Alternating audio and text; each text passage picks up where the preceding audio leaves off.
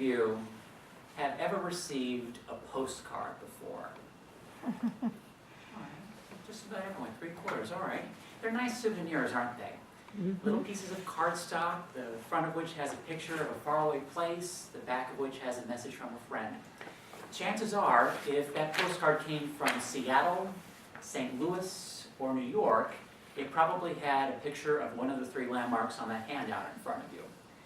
But what makes a landmark worthy of a postcard? What makes a landmark iconic? My theory is that for a landmark to be an icon, it has to have some sort of special quality or qualities that resonate with people. Those qualities can be having a unique design, embodying a strong idea, a powerful idea, or it can be offering a memorable experience. And tonight I'd like to illustrate this theory with the Space Needle, the Gateway Arch, and with the Statue of Liberty. Now, the first picture on your handout, now near the top, is of the Space Needle in Seattle. More than half a century ago, the city of Seattle was gearing up to host the 1962 World's Fair. The theme of that fair was going to be the future, outer space. So the organizers wanted to build a landmark that would symbolize that powerful idea of the future. So they decided to design a landmark that was an observation tower with a structure perched on top that resembled a flying saucer. So right then and there, that's a special quality of having a unique design. But they went further.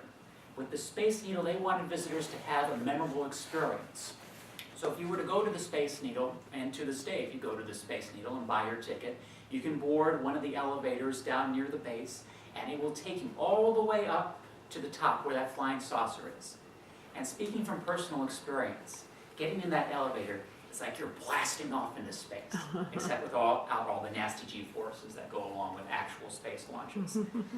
So the experience and the design dovetail to reinforce that powerful idea of the future. And that's what made the Space Needle an icon. And it resonated with people. According to SpaceNeedle.com, nearly 20,000 people a day visited the Space Needle during the fair.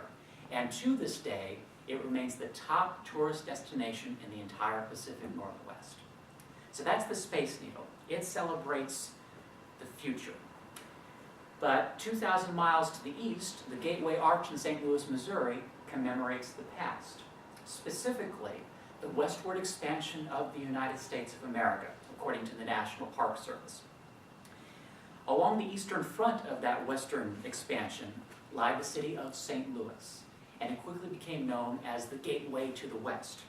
So in 1965, Vice President Hubert Humphrey dedicated the arch as, quote, a soaring curve in the sky that links the rich heritage of yesterday with the richer future of tomorrow.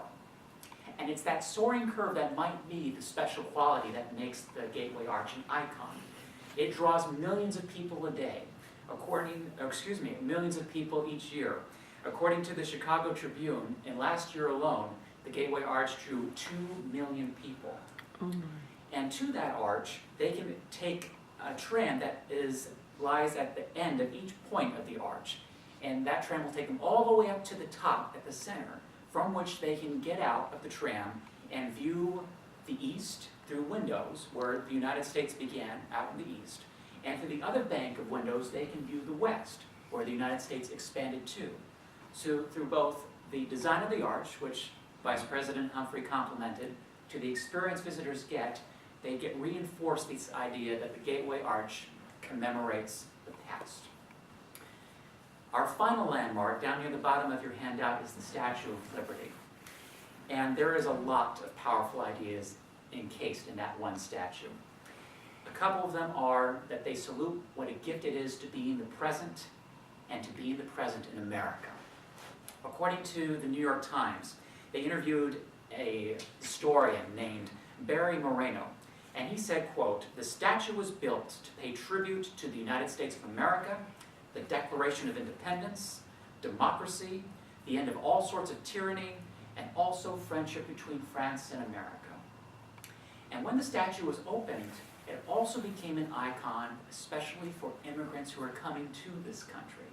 Back in the 19th and the 20th centuries, the primary way to get to the United States, especially from the East Coast, was by sea.